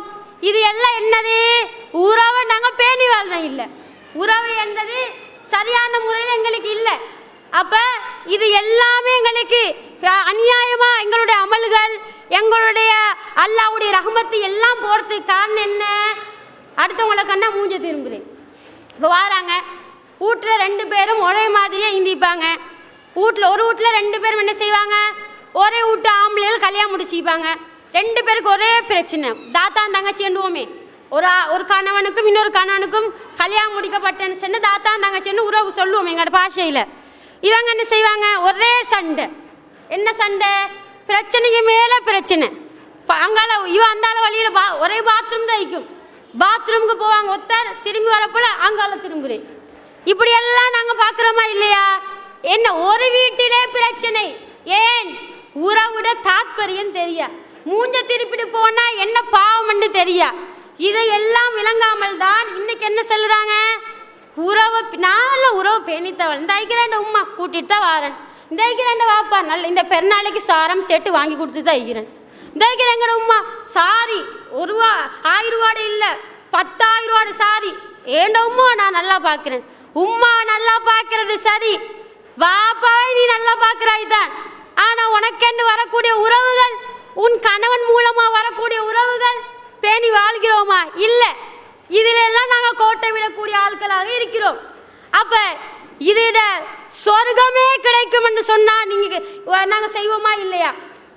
ரமலான் மாதம் ஏன் விழுந்து விழுந்து நன்மை செஞ்சோம்? ஏன் விழுந்து விழுந்து தொழுதம்? ஏன் விழுந்து விழுந்து அல்லாஹ்விடத்தில் துஆ கேட்டோம்? ஏன்? அல்லாஹ் எங்களுக்கு சொர்க்கம் தர வேண்டும், அல்லாஹ் என்னுடைய பாவத்தை மன்னிக்க வேண்டும், இதுக்கு தானே கேட்டோம். ஆனால் இது எல்லாமே கஷ்டப்பட தேவையில்லை. தொழுகிறதால உண்மைக்குமே உடம்பு வயது போன ஆட்களுக்கு உடம்புகளில் கொஞ்சம் கஷ்டமிக்கும், இருந்தும் தொழுவாங்க. தொழுகையில் எங்களுடைய உடம்புடைய ஒரு உழைப்பு செலவழிக்கப்படுது. ஆனால் மனிதன் இறக்கும் பொழுது என்ன செலவழிக்கப்படுது யோசிச்சு பாருங்க. ஒரு மனுஷனுக்கு உங்களோட பெரியப்பாக்க ஒரு கோல் எடுத்து பேசுறீங்க, என்ன செலவாகுது? ஒன்றுமே இல்லை. அது நீங்கள் உங்களுக்கு எந்த கஷ்டமும் இல்லை. இப்படி பேசினால் உங்களுக்கு சொர்க்கம். இது யாரு சொன்னது? அல்லாஹ்வுடைய தூதர் ஸல்லல்லாஹு அலைஹி வஸல்லம் சொல்றாங்க. அப்போ பாருங்க, எங்கள் உறவை பேணி வாழ்றதால் அல்லாஹ் எங்களுக்கு சொர்க்கத்தையே தாரான்னு சொல்றான். அப்படிப்பட்டு நாங்கள் இன்றைக்கு என்ன செய்யறோம்? ஒரு வீட்டுள்ள தாத்தா தங்கச்சி எல்லாம் பிரச்சனை வருது. தாத்தா தங்கச்சிக்குள்ளால பிரச்சனை. அவட தாத்தா தங்கச்சி எப்படி பிரச்சனை வரும்? ஒத்தடு மாப்பிள்ளை நல்ல வேலையை பார்த்து பெரிய சம்பளம் கொண்டு வருவார், அதிகமான சம்பளம் 10,000 ரூபான்னு வைங்க ஒரு நாளைக்கு. மற்றவர் ஒரு 2,000 ரூபா கொண்டாடுவார். அவங்க கூட வாழ்க்கைக்கு ஏற்ப தான் செலவழிப்பாங்க. ஒரு வீட்டில் நடக்கிற பிரச்சனை என்னது? இவ என்ன செய்வா? 10,000 ரூபாய்க்கு ஏற்ப செலவழிப்பா, அவன் 2,000 ரூபாய்க்கு ஏற்ப செலவழிப்பா. ஒரே சமையல் நடக்குது. 10,000 ரூபாய்க்கு ஏற்ப அவள் 5,000 ரூபா கொடுப்பான், அவ 7 மணி 5,000 ரூபா கொடுப்பா. இவ அவ 7 மணி 2,000 ரூபாய் கொடுப்பா. 10,000 ரூபா எடுக்கிறேன்னு சொல்லுவா, நான் இவ்வளோ கொடுக்குறேன், என்ன மாப்பிள்ளோட சம்பாத்தியல் தான் இவ தின்றா, என்னோடே முட்டி இந்து கொள்றாவே இல்லை. தண்டை விட்டுட்டு போகிறதுக்கு என்னெல்லாம் சொல்லுவாவோ அது எல்லாம் சொல்லிடுவா. ஏன்? இவரோட சம்பளம் இவ்வளோ, நான் இவ்வளோ கொடுக்குறேன், அப்படியெல்லாம் பிரச்சனை. நாங்கள் முதல்ல நினைக்கணும், தங்கச்சி யாரு? எங்களோட கூட பிறந்தவங்க. சின்ன காலத்தில் எங்களோட தங்கச்சி நடக்க தெரியாட்டி பிடிச்சி நடப்பிட்டிருப்போம். எங்களோட தங்கச்சி பேச தெரியாட்டி பேசுறது சொல்லி கொடுத்திருப்போம். எங்களுடைய தங்கச்சி சாப்பிட தெரியாட்டி சாப்பிட்றதுக்கு சொல்லி கொடுத்திருப்போம். தங்கச்சி நானா இப்படி எல்லாம் அன்பு பாசம் அப்படியெல்லாம் பழகி கொண்டிருப்போம். திடீரென்று வந்து இன்னைக்கு நேற்று, உண்மைக்குமே இன்னைக்கு நேற்று வந்தவர் தான் கணவர். அவரையும் பேணுவதற்கு இஸ்லாம் சொல்லுது தான். புதிதாக வந்த கணவனுக்காக வேண்டி, புதிதாக வந்த தன்னுடைய பிள்ளைகளுக்காக வேண்டி தங்கச்சி நானா சொந்தம் பந்தம் உம்மா வாப்பா எல்லாம் செகண்டாக போயிடுவாங்க. கணவன் தான் ஃபர்ஸ்ட், பிள்ளைகள் தான் ஃபர்ஸ்ட். இது தண்ட உறவுகள் எல்லாம் செகண்ட் ஆகிடுவாங்க. இஸ்லாம் வந்து எந்த நேரத்திலும் தாய் தந்தைக்கு கொடுக்க வேண்டிய கண்ணியத்தை கொடுக்க சொல்லுது. சகோதர சகோதரிகளை பாசத்தை பேண சொல்லுது. அதுக்கு தான் அல்லாஹ் என்ன சொல்றான், வத்தகுல்லாஹல்லதி தஸாலுன பிஹி வல்லர்ஹாம். நீங்க அல்லாஹ்வுக்கும் பயப்படுங்க. அல்லாஹ்வுடைய விஷயத்தில் குறை வைத்தால் எப்படி நாங்கள் அல்லாஹ்வுக்கு பயப்படுமோ அதே போல் உறவுடைய விஷயத்தில் தங்கச்சோட பேசாம இருந்தா, நானாவோட பேசாம இருந்தா, மச்சானோட, அதாவது மச்சான் மைதி என்று சொல்ல உறவு, இஸ்லாம் சொல்லக்கூடிய உறவு, இதை பேணாவிட்டால் பிரச்சனை தான், எல்லா வகையிலும் பிரச்சனை, தண்டனை இது என்பதை நாங்கள் முதலாவது மனதில் வைத்துக் கொள்ள வேண்டும். அடுத்து நாங்கள் பார்த்தோன்னு சொன்னால், இன்றைக்கி எல்லா பொம்பளைகளும் என்ன செய்கிறாங்க, ஏண்ட மாப்பிள்ளை ஏண்ட புள்ள நாங்கள் வாழ்ந்தா சரி, கல்யாணம் ஒன்றை முடிச்ச உடனே ஏண்ட உம்மா ஏண்ட வாப்பா என்றது சொல்லி கொண்டிருந்தவங்க எதை எடுத்தாலும் ஏண்ட மாப்பிள்ளை அப்படி, அவருக்கு தான் இன்றைக்கி நான் இப்படி இதாக்கணும் கடை கொண்டு போவாங்க. ஃபஸ்ட்டுக்கு நினப்பு வருமென்னே உடுப்பெல்லாம் பார்த்தோன்னே மாப்பிள்ளைக்கு வாங்குறது தான் ஆசைப்பட்டு போவோம். ஒரு அது எவ்வளோ விளைண்டாலும் பரவாயில்ல, நாங்கள் வாங்குறது போய்த்துருவோம், பிள்ளைக்கு வாங்குறது பார்த்துருவோம்.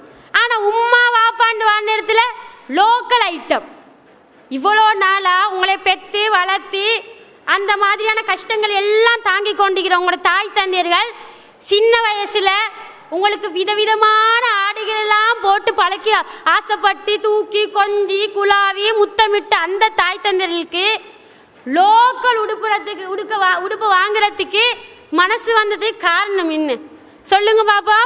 ஏன் தனக்கென்று ஒரு புதிய உறவு வந்த பின்னால தாய் தந்தையர்கள்லாம் செகண்ட், எனக்கு என்ன மாப்பிள்ளை என்ன புள்ள, இப்படித்தான் நாங்கள் நினைக்கிறோம். இப்படி தாய் தந்தையர்களை மதிக்காத ஒரு பெண்களாக இன்றைக்கு நாங்கள் இருந்து கொண்டிருக்கிறோம்.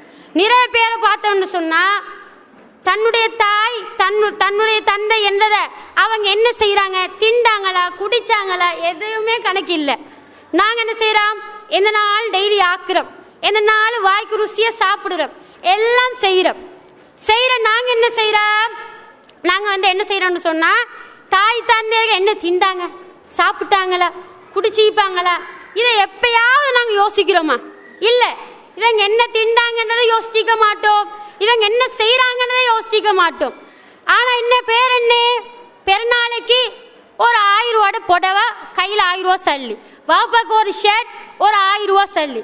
ஓ எந்த உமாக்கு நான் செய்ய வேண்டிய கடமையெல்லாம் செஞ்சுட்டு தான் வாரேன். இப்படி செஞ்சால் உங்களோட உமா வாப்பாட கடமையை பேணிட்டேன்னு அர்த்தமா? பெருநாளைக்கு ஒரு ட்ரெஸ், ஒரு 1000 ரூபா சல்லி, இது எல்லாம் உங்களுடைய தாய் தன் உறவை பேணுன்னு அர்த்தம் ஆகுமா? இல்லை.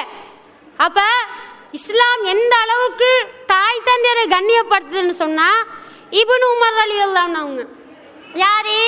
உமர் ரலியல்லாஹுடைய மகன் இப்னு உமர், அப்துல்லா இப்னு உமர். இந்த இப்னு உமர் ரலியல்லாஹு அன்ஹு என்ன செய்கிறாங்கன்னு சொன்னால், ஒரு முறை ஒரு காட்டு அரபி வார, அவர் கிராமவாசி யாருன்னே தெரியாது, ஒரு கிராமவாசி வாராங்க. அந்த கிராமவாசி வார நேரம் இப்னு உமர் அவங்க தன்னுடைய வாகனத்தில் வந்து கொண்டு இருக்கிறாங்க. வாகனத்தில் வந்து கொண்டிருக்கிற இப்னு உமர் என்ன செய்கிறாங்க, ஏறுங்க, உடனே வாகனத்தை நிப்பாட்டி ஏறுங்கன்னு சொல்லி கூப்பிட்டு சலாம் சொல்லி கை குலுக்கி என்று உட்கார வச்சு கூட்டியும் போகிறாங்க. தனக்கு ஏழுமான என்னென்னலாம் அவங்களுக்கு செய்யணுமோ அது எல்லாம் செய்கிறாங்க. அப்போ சில பேர் இப்னு உமர் அவன்கிட்ட கேட்குறாங்க, யார் அவர், இப்படி விழுந்து கவனிக்கிறீங்க, எல்லாமே செய்கிறீங்க, யார் அவர்? இப்னு உமர் சொல்கிறாரு, உமர் என்னுடைய தந்தை, என்னுடைய தந்தைக்கு இன்னார். இப்போ கிராமவாசி கவனிச்சாரா இல்லையா? இவரோட வாப்பா மிச்சம் நேசத்துக்குரியவர், மிச்சம் அன்பு. அவங்களோட உமர் ரலியல்லாஹு இவங்களோட வாப்பாவோட இறக்கம், நல்ல பேசுவாங்க, நல்ல பழகுவாங்க, ரொம்ப பிரியமாக இருந்துக்கிறாங்க. அதனால இப்னு உமர் ரலியல்லாஹு என்ன செய்கிறாங்க, தன்னுடைய வாப்பாக்கு யார் உறவாக இருந்தாங்களோ, நேசமாக ஈக்கப்பட்டாங்களோ அவருடைய மகனுக்கு கண்ணியம் செலுத்துறாங்க.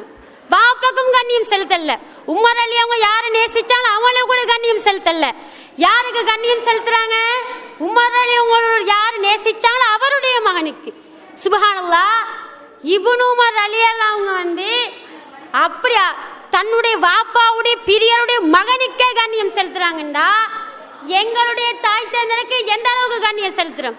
இன்னைக்கு உமா அப்பா நாங்கள் அப்படியா பார்க்குறோம். வெளிநாட்டுக்கு போவாங்க மாப்பிள்ளமார், இல்லாட்டி எங்கேயாவது மாப்பிள்ளமார் என்ன செய்வாங்க, போவாங்க. போன நேரத்தில் மகன்காரன் கோல் எடுப்பார், பொண்டாட்டியோட நல்லா கொஞ்சம் குழாய் பேசிடுவார். எல்லாம் வளமே நல்லக்கு ஒன்று தானே, பிள்ளைகளோட பேசிடுவார், நல்லா பேசுவாங்க. பாப்பாவுக்கு கொடுக்கண்டா டைம் இல்லை, சரி சரி பரல கொடு என்ன சொல்லி ஃபோன் எடுப்பார். பாப்பா நல்லா இருக்கிறீங்களா, என்ன செய்கிறீங்க, சலாம், சரி சரி எனக்கு இப்போ லேட் ஆகுது, நான் உங்களுக்கு ஈவினிங் எடுக்கிறேன்னா இப்படி என்று சொல்லி ஃபோனை கட் பண்ணி நாட்கள் எத்தனை பேர்? இப்போ நாங்களும் அப்படித்தான். தாய் தந்தை இருக்கன்னு நினச்சி பிரிஞ்சிப்பீங்க, கல்யாணம் முடிச்சு மாப்பிள்ளையோட போய் தீப்பீங்க.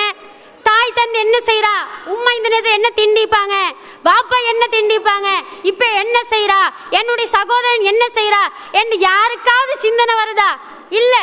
ஏன் சிந்தனை வருது? இல்லை. உள்ளம் பூரா கணவன் புராணம், உள்ளம் பூரா அவங்களோட மாப்பிள்ளோட நினைவுல வைப்பாங்க. இதை இஸ்லாம் என்ன செய்யுது? தடுக்குது. கணவன் அன்பும் இருக்கணும் தான், அதே நேரத்தில் தாய் தந்தையருக்கு கொடுக்க வேண்டிய கண்ணியமும் இருக்க வேண்டும். அப்படிப்பட்டவங்க தான் உண்மையான ஒரு மூமினாக இருக்க முடியும். ஆனால் இன்றைக்கு அப்படி இல்லை. பொதுவாக நாங்கள் பாருங்க, உம்மா வாப்பான்னு அரவணைப்பில் வாழ்ந்து எங்களுக்கு என்ன ஒரு வயசு வாழணும், ஒரு 18-20 வயசு வந்தோடனே எங்களுக்கு விருப்பமான ஒரு வாழ்க்கையை நாங்கள் தேர்வு செய்கிறோம். பாப்பா அம்மா காட்டுவாங்க, இவரை முடிங்கன்றாங்க, நாங்கள் முடிப்போம். இல்லாட்டி என்னது, சில பேர் தனக்கு விருப்பமான ஒரு இவரைத்தான் நான் முடிப்பேன்னு சொல்கிறாங்க. கடைசியில் திருமணம் செய்யப்படுறாங்க. முடிச்சதுக்கு அப்புறம் உம்மா அப்பா தான் அதுக்கு சம்மதிச்சு திருமணத்தை முடிச்சு வைக்கிறாங்க. இது உம்மாவை மறந்து வாப்பாவை மறந்து என்ன செய்கிறா, உம்மா அப்பாட பேச்சு கேட்குறல்ல, எதிர்த்து பேசுகிறே, இது எல்லாம் நாங்கள் செய்வோம். இது எப்போ அவனுக்கு விளங்கும்னு சொன்னால், தனக்கென்ற ஒரு புள்ள வந்து அவன் பேச்சை கேட்காம போகிற நேரத்தில், அவனுக்கு ஒரு புள்ள பிறகுது, ஒரு 20 வயசு ஆகுதுன்னு வைங்க அந்த பிள்ளைக்கு. அப்போ அந்த நேரத்தில் என்ன நடக்கும்? சிக்கல் வரும், பிரச்சனை. ஏன்? அப்போ தான் நினைப்பு வரும், என் உம்மாவுக்கு இதே மாதிரி நான் செஞ்சேன் தானே, என் வாப்பாக்கு இதே மாதிரி நான் செஞ்சேன் தானே, நான் அவங்கள உதாசீனப்படுத்தினேன் தானே. இப்படி என்ற ஒரு சிந்தனை எப்போ வரும்? தனக்கென்று ஒரு பிள்ளை வந்து அவன் பருவ வயதை அடைந்தால் வரும். உங்களுக்கான ஒரு கொம்மரு மகன், கொம்மரு புள்ளை இருந்தேன்னு சொன்னால் உங்களுக்கு என்ன செய்யும்? தாய் தந்தையுடைய நிலைமை உங்களுக்கு அப்போ விளங்கும். அதனால தான் அல்லாஹ் என்ன செய்கிறான், எங்களுக்கு ஒரு துவாவையே கற்றுத்தாரான். ரப்பி அவுஸினி அன் அஷ்குர நிஅமத்தக அல்லதி அன்அம்த அலைய. யா அல்லாஹ், எனக்கும் என்னுடைய தாய் தந்தையருக்கும் நீ வந்து நன்றி செலுத்துவதற்கு உதவி செஞ்சிரு. என்னுடைய நன்றி செலுத்த எனக்கும் என்னுடைய தாய் தந்தையருக்கும் நீ எனக்கு எவ்வளோலாம் அருட்கொடை செஞ்சுக்கிறாய், என்னுடைய தாய் தந்தையர் மூலம் எனக்கு எதெல்லாம் செஞ்சுக்கிறாய், என்னை அரவணைச்சிக்கிறாய், பேசுகிறாய், எனக்கு அன்பு தவழ்ந்த வயசில் கை கொடுத்து உதவின என்னுடைய பெற்றோர்கள் எனக்கு ரஹ்மத்து, எனக்கு அந்த ரஹ்மத்து தந்த உனக்கு நாங்கள் நன்றி செலுத்துறதுக்கு உதவி செஞ்சிரியா அல்லாஹ், என்னுடைய பெற்றோருக்கு உதவி செஞ்சிரியா அல்லாஹ். வாஸ்லிஹ்லி ஃபீ துர்ரியதி. இப்போ பாருங்க அவன் கேட்குற துவாவை. என்ன துவா கேட்குறான்? எனக்காக என்னுடைய பிள்ளைகளை சீர்திருத்தம் செய்து தந்திரியா அல்லாஹ். வாஸ்லிஹ்லி ஃபீ துர்ரியதி. ஏன் பிள்ளையோட டார்ச்சல் விளங்குதே, பிள்ளையோட வளர்க்குற நேரத்தில் கஷ்டங்கள் விளங்குதே. இப்போ கேட்பான், தனக்கான ஒரு புள்ள வந்து அவன் பருவ வயது வார நேரத்தில் பேச்சை கேட்காத ஒரு சிச்சுவேஷன் வரும். அந்த நேரத்தில் கேட்பான், ரப்பி வாஸ்லிஹ்லி ஃபீ துர்ரியதி. யா அல்லாஹ், எனக்காக என்னுடைய சந்ததிகளை சீர்திருத்தி வைப்பாயாக என்று கேட்பான். அப்போ நீங்கள் யோசித்து பாருங்க, எப்படியெல்லாம் எந்த மாதிரி நேரங்களில் எல்லாம் தாய் தந்தையர்களை கண்ணியப்படுத்தணும் என்பதை நீங்கள் யோசித்து பார்க்க வேண்டும். ஏன்? எங்களுக்கும் ஒரு ரவுண்டு வரும், அவங்களுக்கு ஒரு ரவுண்டு போனால் எங்களுக்கும் ஒரு ரவுண்டு வரும். அந்த ரவுண்டு வர நேரத்தில் அப்போதான் விளங்கும் உம்மா அப்பாட அருமை, இவங்களுக்கு நாங்கள் இப்படி செய்யலாமா, என்னென்னலாம் எப்படியெல்லாம் உங்களால் கண்ணியப்படுத்த முடியுமோ அப்படியெல்லாம் கண்ணியப்படுத்தி கொள்ளுங்க. அதே மாதிரி இன்னும் நாங்கள் இன்றைய பார்க்குறோம். எப்படின்னு சொன்னால், கணவன் இருப்பார், நல்ல வீட்டுக்கு செலவழிப்பார். எப்படி? கணவன் வீட்டில் சில நேரம் தாய் தந்தையர்கள் வந்து குடியிருப்பாங்க. கணவன் வீடு சொந்த வீடு, தாய் தந்தையர்கள் என்ன பாவப்பட்டு என்ன செய்வாங்க, சரி இருந்து போட்டும், எங்களோட ஒய்ஃபோடு அவங்களோட உம்மா வாப்பிக்கு நல்லன் தான் நின்றுவாங்க. இல்லாட்டி உம்மா அப்பா வேறே ஆயிப்பாங்க, கணவனும் மனைவியும் தனியாக வாழ்ந்து கொண்டிருப்பாங்க, 2 பேர்த்துல உம்மா அப்பா வேறு வேறு. இப்போ கணவன் செலவழிப்பார். எப்படி சொல்லுவார்? மாத சம்பளம் 20,000 ரூபா கிடச்சிட்டேன்னு வைங்க, 20,000 ரூபாய் சொல்லுவாங்க, உங்களுக்கு 15,000. நீங்கள் உங்களோட புள்ள எல்லாத்துக்கும் செலவழிங்க, வேண்டியதை செலவழிங்க. 20,000 கொடுக்குற செலவுக்கு, வீட்டு செலவுக்கு வேறையா 20,000 நீங்கள் உங்களுக்கு உண்ணுங்க குடிங்க சொர்க்கம் மாதிரி சொல்லப்படுது. எப்படி? புக் நீங்கள் விரும்பின மாதிரி குடிங்க, விரும்பினமாய் சாப்பிடுங்க, எங்கே வேணாலும் போங்க, லட்ச வேல்டுமா அந்த வேல்டோ எதுக்கும் போங்க, சந்தோஷமாக சொல்லுவார். சொல்கிறார் என்னத்துக்கு பின்னுக்கால வருது சொல்லிட்டு சொல்லாது 5000 ரூபாய்க்கு இதை மட்டும் உமா கொடுத்துருவோமே. சிரிச்சு கொண்டு இந்த வைஃப் சீயன் சிரிச்சவ டக்குன்னு மூஞ்சி சுடுமூஞ்சி ஆவிடும், பப்படம் பொறிஞ்ச மாதிரி அப்படி சுடுமூஞ்சி ஆவிடும். ஏன் அவர்தான் உமாக்கு கொடுக்கறது இவர் கேட்கிறாரு. 15000 ரூபாய் இதுவரைக்கும் பொண்ணுடைய தாய் தந்தருக்கு செலவழிச்சுப்பாரு. இதை கொடுங்க உங்களோட உமாக்கு ஒரு இது எல்லா வகையிலும் செலவழிச்சுப்பாரு. கணவன் மனைவி கணவனுடைய தாய் தந்திரண்டு வார நேரத்தில் என்ன நடக்கும்? செலவுக்கு கொடுக்கவான்னு சொன்னோன்னு எங்க பொம்பளை மூஞ்ச பார்க்கணுமே, என்ன நடக்கும்? உடனே கண்ணீரோட பிரச்சனை, அண்டை முழுக்க பிரச்சனை, சண்டை, சாப்பாடு கேட்ட சாப்பாடு இல்லை, உங்களுக்கு கைக்கு தானே நீங்கள் எடுத்து தின்னலாவா, நீங்கள் எடுத்து சாப்பிடலாவா, தொத்த பபாவா, பிள்ளைக்கு தான் சாப்பாடு கொடுக்கணும் நான், ஆனால் நீங்கள் வந்துட்டு கேட்குறீங்களே, உங்களுக்கு வேலையே இல்லையா? ஏன் வருது? உமாவுக்கு சல்லு கொடுக்கவான்னு கேட்டு முதலாவது உமாவுக்கு சல்லு கொடுக்கவா என்றதா பொண்டாட்டிட்டே கேட்கணுமா? கேட்க தேவையில்லை. ஓண்ட உம்மா ஓண்ட வாப்பா நீ எதை வேணாலும் கொடுத்துக்கோ, எவ்வளோ வேணாலும் கொடுத்துக்கோ, இதுதான் இஸ்லாம். இது பொண்டாட்டிட்ட கேட்குறேன், கொடுக்குவா வேணாமா? கொடுக்குறேன் நல்ல வேணா கேட்குறத முதலாவது வைக்கக்கூடாது. பெண்களாகிற நாங்கள் எங்களுக்குள்ளால் இருக்க அதிகமான பிரச்சனை, கணவனுடைய குடும்பத்தாரை நாங்கள் என்ன செய்ய மாட்டோம், உபசரி கூட மாட்டோம். உதாரணத்துக்கு சொல்லுவோமே, தங்கச்சிக்கு கணவன் தங்கச்சி எங்களுக்கு மைனிக்கு ஒரு அபாயம் வாங்கி கொடுத்திப்பாரு, அது உங்களுக்கும் வாங்கி தந்திப்பான் எங்களுக்கும் வாங்கி தந்திப்பான் தான். உடனே அந்த அபாயம் பார்க்குற அதுக்காக வேண்டிய ஒரு ட்ராவல் எங்க மாமி வீட்டுக்கு என்ன அபாயம் வாங்கி கொடுத்துப்போம் போய்ட்டு பார்ப்போம். வீட்டுக்கு போவாங்க, அபாயம் பார்ப்பாங்க, என்னடா இது எனக்கு வாங்கி தந்தது சும்மா நார்மல் புடவை, இது பெரிய பெரிய ரிச் புடவை, நல்ல டிசைன் இவக்கு வாங்கி கொடுத்திக்கு, வீட்டுக்கு வரட்டும் பார்த்துக்கொள்றேன் என்ன. வீட்டுக்கு போவாங்க, போனே கணவன் டிவி கேட்பாரு, அவருக்கு தெரிய விஷயம் என்ன, இவ என்னத்துக்கு கூட்டியம் போன்னு சொன்ன விஷயம் அவருக்கு தெரியா. கேட்பா, ஃபாத்திமா டீ ஒரு கப் தாமா, டீ வரும் எப்படி வந்து வைப்பா, ஒரே டீ குடிச்சு சாவுங்க, குடிச்சு தொலைங்க, எனக்கு என்னத்தான் வாங்கி தந்தீங்க, இவ்வளோ வருஷ காலம் நீங்கள் சொல்ற இடத்துக்கெல்லாம் நான் வந்தேன், இன்னைக்கு உங்களோட தங்கச்சிக்கு இவ்வளோ சொல்லி கொடுத்து ஒரு அபாயம் வாங்கி கொடுத்துக்கிறீங்க, அப்போ உங்களுக்கு என்ன நடந்துச்சு என்ன கேட்பாங்க. கேட்ட உடனே என்ன நடக்கும்? இப்போ யோசிப்பார், அடே இவ்வளோ நாளை என்னெல்லாம் வாங்கி கொடுத்தேன், இப்போ என்ன நடக்குது, இன்னைக்கு வந்து இந்த பிரச்சனை. சாதாரணமாக ஒரு 5000 ரூபா அபாயம் வாங்கி கொடுத்திப்பாங்க, இவக்கு எவ்வளோலாம் 10000 ரூபா அபாயம் அதுக்கு மேலெல்லாம் போய்க்கும். ஆனால் ஒரு சாதாரண செஞ்சதுக்கு ஒரு பிரச்சனை, இவர் என்ன செஞ்சிருவா அண்டையோட பிரச்சனை. மாப்பிள்ளை என்ன செய்வார், உனக்கு எல்லாம் வாங்கி தந்து போதாதுக்கு பாரு, உனக்கு இனிப்புறம் பச்சை தண்ணியை கூட நான் செலவழிக்க மாட்டேன், உனக்கு ஒரு சாப்பாடை கூட நான் சொல்லி தர மாட்டேன். கணவனுக்கும் மனைவிக்கும் பிரச்சனை, அது இன்றைக்கு உரையில் நீங்கள் பார்ப்பீங்க, என்னென்ன வகையில் பிரச்சனை வருதுன்னு பார்ப்பீங்க.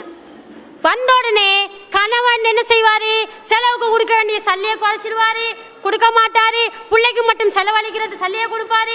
மனைவி என்ன செய்வா, பிள்ளைக்கு மட்டும் சாப்பாடை கொடுப்பா, கணவனுக்கு சாப்பாடு கொடுக்க மாட்டாங்க. எல்லா பிரச்சனையும் வந்தது எதுக்கு? உறவை பேணி வாழாதது, இதுக்கு தான் வந்துச்சு. அப்போ ஹதீஸில் எப்படி வருதுன்னு சொன்னால், அதாவது பாருங்க, கஃபாபில் மரி இஸ்மன் ஐ யஹ்பிஸ அம்மை யம்லிக்கு கூத்தஹு. இப்போ பாருங்க, பிரச்சனை ஒன்று வந்த உடனே கணவன் என்ன சொல்றாரு, இனி போற உனக்கு ஒன்றும் தர மாட்டேன். மனைவி என்ன சொல்ற, என்ன கையால் உங்களுக்கு எதுவுமே தர மாட்டேன், ஏதாவது நான் உங்களுக்கு ஊற்றி தந்தேன்டா, ஏதாவது உங்களுக்கு சமைச்சு தந்தேன்னு சொன்னா அது விஷத்துக்கு சமம், அப்படியே சொல்லிடுவா. சொன்ன உடனே என்ன நடக்கும்? பிரச்சனை. இப்போ கணவன் செய்ய வேண்டிய கடமை தடைப்படுது, மனைவி செய்ய வேண்டிய கடமை தடைப்படுது. இப்படி எல்லாம் இருக்கிற நேரத்தில் என்ன நடக்குதுன்னு சொன்னா, ரசூலுல்லாஹ் என்ன சொல்றாங்க, கஃபாபி மலை இஸ்மன் ஐ யஹ்பிஸன்னு சொல்ற. எப்படி சொல்லப்படுதுன்னு சொன்னா, ஒருத்தன் பாவி என்றதுக்கு அடையாளம் எது தெரியுமா? ஒத்தம் பாவி எது அடையாளம்? கணவன் சண்டைன்னு சொன்னா கணவனுக்கு செய்ய வேண்டிய கடமைகள் செய்யாம போறேன், மனைவி சண்டைன்னு சொன்னா மனைவிக்குரிய ஹக்கை கொடுக்காம போறேன். இது ஒரு ஒத்தம் பாவின்றதுக்கு அடையாளம். அப்ப நாங்க நினைக்கணும் என்ன, கணவனுக்கு மனைவிக்கு மட்டும் இல்லை, சகோதரர்கள் சண்டை ஆயிக்கலாம். எங்களோட நான தம்பியோட பேசாமல் இருப்போம். இப்போ நாங்கள் என்ன நினைக்கணும், என்னுடைய நானா பேசலை தான், தம்பி பேசல. போன வருஷம் எல்லாம் இனிப்பும் தேனுமா இருந்திப்பாங்க, நல்ல நகமும் சகையாட்ட ஒட்டி கொண்டு போய் தீப்பாங்க. இப்போ என்ன நடக்குது, இந்த வருஷம் பிரச்சனை. போன வருஷம் எல்லாம் நல்ல உடுப்பு ட்ரெஸ்ஸு எல்லாம் வாங்கி கொடுத்துப்பாங்க. இந்த வருஷம் சண்டையில் ஒன்றுமே கொடுக்க மாட்டாங்க. ஏன்? அவரோட நான் சண்டை, அவர் எனக்கு இப்படி ஒரு வார்த்தையை சொல்லிட்டாங்க, அதால நான் ஒன்றுமே கொடுக்க மாட்டேன், இப்படி எல்லாம் நாங்கள் சொல்லுவோம்.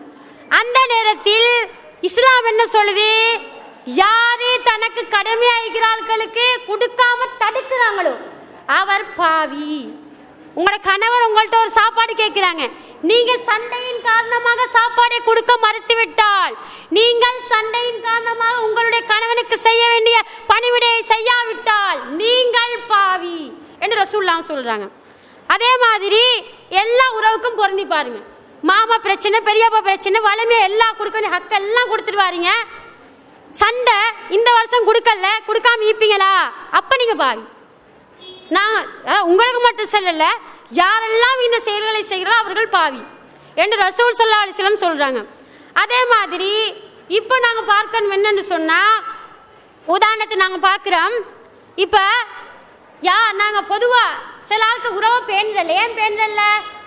அவர் சரியில்லை, அவர் மோசம், கொள்கையிலே இல்லைத்தான்.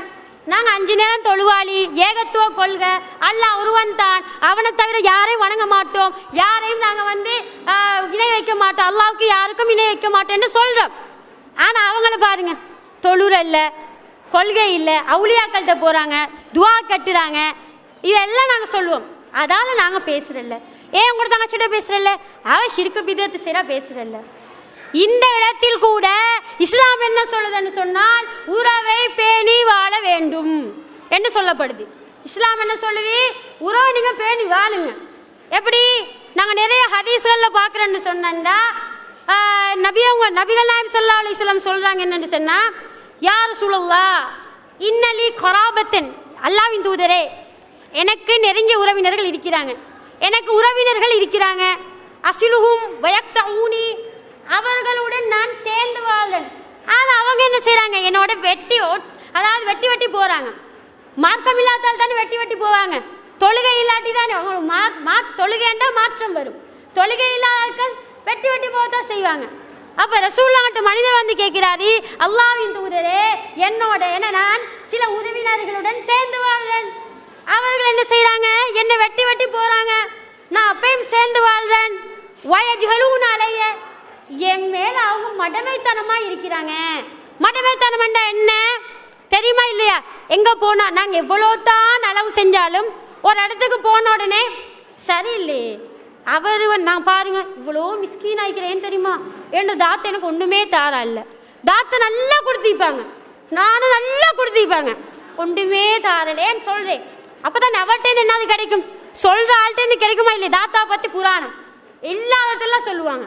அப்போ அப்படிப்பட்டாளுக்கு என்ன சொல்லுவோம், சில ஆட்கள்கிட்ட நீங்களும் கேள்வி கேட்டிப்பீங்க, என்ன உமா என்ன சகோதரனுக்கு எவ்வளோ செஞ்சாலும் என்னைய பார்த்து புறம் பேசிக்கொண்டே இருக்கிறாங்க, எனக்கு அநியாயம் செஞ்சு கொண்டே இருக்கிறாங்க அப்படின்னு நாங்கள் சொல்லுவோம்.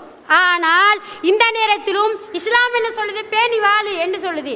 எப்படி சொல்லப்படுது, ஃபகால லைன் குந்த கமா குல்த, நீ சொல்றது மாதிரி நீ இருந்தேன்டா, வெட்டி போனால் நீ ஒட்டி போயிருந்தேன்னு சொன்னா, துசிஃபுமுல் மல், நீ அவளுக்கு என்ன செய்கிறாய் தெரியுமா, சுடு சாம்பலை தின்ன வைக்கிற மாதிரி. சுடு சாம்பல் என்ன, நீ அவங்களுக்கு கொடுக்குற ரிஸ்க்கு, அவங்களோட பேசுகிற வார்த்தை, இது எல்லாம் சுடு சாம்பலை தின்ன வைப்பது போன்ற. அப்படின்னா என்ன, அல்லாஹ் இடத்துலேருந்து தண்டனை கிடைக்க வைக்கிறதுக்கு நாங்கள் காரணமாகிறோம். அல்லாஹ் இடத்துல நாங்கள் தண்டனை கிடைக்கிறதுக்கு அவங்களுக்கு தண்டனை கிடைக்க நாங்கள் காரணம். ஆனால் நீங்கள் என்ன செய்யுங்க, உங்களோட வழியில் நீங்கள் கொடுத்து கொண்டே இருங்க.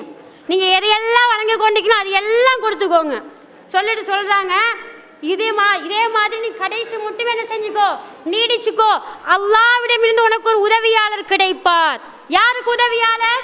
வெட்டி போராக்கள் ஒட்டி வாழ்றவனுக்கு அல்லாஹ் என்ன சொல்றார், ஒரு உதவியாளர் அல்லாஹ் ஏற்படுத்தி வச்சுக்கிறார். அப்ப அன்பார்ந்த சகோதரிகளே, வெட்டி போனாலும் உறவுகள் பிரிந்து போனாலும் நாங்கள் என்ன செய்யணும், சேர்ந்து வாழக்கூடியதாக இருக்க வேண்டும். அதே மாதிரி இறுதியாக நாங்கள் பார்ப்போம், இந்த உறவுகள் இந்த உறவுகளை பேணி வாழாதால என்ன தண்டனை? நான் எங்களுக்கு தெரியும், லா எதுக்குள் ஜன்னத்தை பாத்தியுன், உறவை பேணி வாழாதவன் நரகத்துக்கு போயிடுவான். அதே மாதிரியோட அல்லாஹ்வுடைய சாபமும் கிடைக்கும். எப்படி? வயக்தௌனமா அமரல்லாஹி பிஹி, அல்லாஹ் சேர்ந்து வாழணும் என்றதை யாரு முறிச்சு கொள்றானோ, உலாய்க்கும் லஹ்னத்துல்லாஹ், அவர்களுக்கு அல்லாஹ்வுடைய சாபம். சும்மா சாபமா? நாசமா போன மனுஷன சாபம். பயப்படுவோம், அதுக்கே அல்லாஹ்வுடைய ரிசல்ட் ஈக்கி. ஒருத்தருக்கு அநியாய சாபம் மட்டும் பழிக்கும். ஆனால் அல்லாஹ்வுடைய சாபம் எப்படி இருக்கும்? யாரெல்லாம் உறவுகளை பேணி வாழாம ஈக்கிறாங்களோ அவங்களுக்கு என்ன கிடைக்கும்? அல்லாஹ்வுடைய சாபம் கிடைக்கும். அப்ப இந்த மாதிரி சம்பவங்கள் எல்லாம் நாங்கள் பார்க்கிறோம். அப்ப அதே மாதிரி ஹதீஸ்ல எப்படி வருது? மன் வசலஹா வசல்துஹு, யார் எல்லாம் உறவை சேர்ந்து வாழ்றானோ அவரோட அல்லாஹ் சேர்ந்து இருப்பார். அப்ப அல்லாஹ்வுடைய ரஹ்மத்து வேணுமென்னா உறவோட சேர்ந்து வாழ்வோம். ஒமன் கதஹா, யார் உறவை துண்டித்து வாழ்றாங்களோ கதஹு, அல்லாஹ் எங்கள்கிட்ட என்ன செய்வான்? பிரிஞ்சு போயிடுவான். பிரிஞ்சு போன என்ன அர்த்தம்? அல்லாஹ்வுடைய ரஹ்மத்து அன்பு எதுவுமே எங்களுக்கு கிடைக்காது. இது உறவை பேணி வாழாதனுக்குரிய நரகம். அதே மாதிரி இறுதியாக உங்களிடத்தில் சொல்றது என்னன்னு சொன்னா, இஸ்லாம் எல்லா கட்டத்திலையும் உறவை பேணி வாழ சொல்லுது. ஆனால் ஒரு சந்தர்ப்பத்தில் உறவு என்றாலும் பரவாயில்லை பிரிந்து வாழ சொல்லுது. அது எப்ப? கொள்கை பிரச்சனை. கொள்கை என்ன கொள்கை? கொள்கையை சொல்லுவோம், தௌஹீத சொன்ன உடனே நிறைய பேர் அட்டாக் பண்ணிடுவாங்க. என்னடா இது புதுசா வந்து சொல்றாரே, என்ன நீ நல்லா தானே இருந்தாய் என்று சொல்லி நீங்க சொல்லுவீங்க, கத்தம் வானா கந்தரி வானா, இது மார்க்கத்தில் இல்லாதது, இதெல்லாம் சொல்லுவீங்க. சொன்ன உடனே கத்தத்துக்கு கூப்பிட்டுப்பாங்க உங்களோட உறவினர்கள். கத்தத்துக்கு போக மாட்டீங்க. என்ன நினைப்பாங்க? நான் கூப்பிட்டு அவர் வரல, நான் பேச மாட்டேன். உங்களோட உறவுகள்ல முறிவு இப்படியெல்லாம் நடக்கும். தௌஹீதுக்கு வந்தா நடக்கும். அப்ப அந்த நேரத்தில் உறவுகள் பிரிந்து வாழ்ற நேரத்தில் நாங்க என்ன செய்வோம்? ஒட்டி வாழ்வோம். ஆனால் கத்தத்துக்கு கூப்பிட்டா போவாட்டி என்ன நினைப்பாவோ தெரியும். சாப்பாடு, அந்த சாப்பாடு வலியுமா? அது கணவனின் செலவா இருந்தால் போ, இப்படி இஸ்லாம் சொல்லுது. இது என்ன நான் சொன்னா, வலிமா மாப்பிள்ளை கொடுக்க 2வது நாள் சாப்பாடு பெண் வீட்டால கொடுப்பாங்க. இதுக்கு இஸ்லாம் போ சொல்லுதா? இல்ல. இதை இஸ்லாம் என்ன சொல்லுது? தடை செய்து. இந்த நேரத்தில் மாத்திரம் உறவை பேணி வாழுங்கன்னு சொல்ற அந்த இடத்த விட்டுட்டு இந்த இடத்துல மாத்திரம் என்ன சொல்லுவோம்? மாமா கூப்பிட்டுட்டாரு, போவாட்டு என்ன நினைப்பாரோ தெரியா, சாச்சா கூப்பிட்டுட்டாங்க, போவாட்டு என்ன நினைப்பாங்களோ தெரியா என்று சொல்லி பொய் பாசம் போலி பாசத்துக்காக மாமா அழைக்கிறார் சாச்சா அழைக்கிறான்னு சொல்லி திருமணத்துக்கு போவோம். இங்க கொள்கை எங்க போச்சு?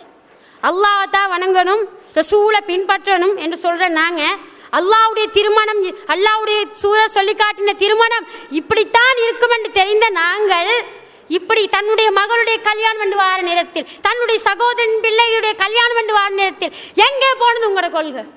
சொல்லுங்க பாப்போம். இந்த கொள்கை இல்லாத ஆட்கள், அதாவது கொள்கையில் இருந்து வேலை இல்லை, போலி தௌஹீத்வாதி என்று சொல்லுவோம். இவங்களுக்கு தான் போலி தௌஹீத்வாதி என்ன கொள்கையை சொல்லுவாங்க. தனக்கண்டு வந்தோடனே இஸ்லாத்திர சட்டத்தை மாற்றி அமைச்சு கொள்வாங்க.